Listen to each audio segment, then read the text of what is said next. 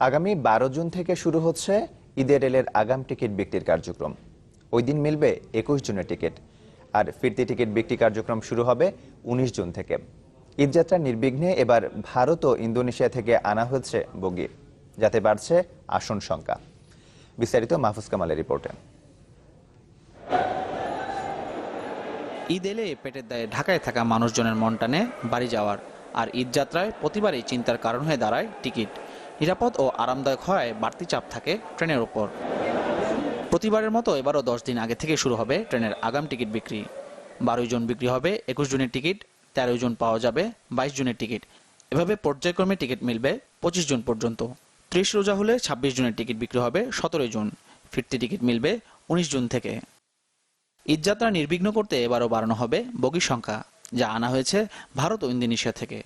এবছরে আমরা যে নতুন কোচ এনেছি, এই কোচগুলো দিয়ে যাত্রীদেরকে যাতে বেশি করে সেবা দেওয়া যায় গতবার তুলনায়, এ ব্যাপারে কি কি ব্যবস্থা নিয়েছি নতুন কোচ দ্বারা, তাও 8 তারিখ আপনাদেরকে জানিয়ে দেব। প্রতিদিন সকাল 8টায় কমলাপুর রেলওয়ে স্টেশনে শুরু হবে টিকিট বিক্রি কার্যক্রম। মাহফুজ কামাল, চ্যানেল 24, ঢাকা।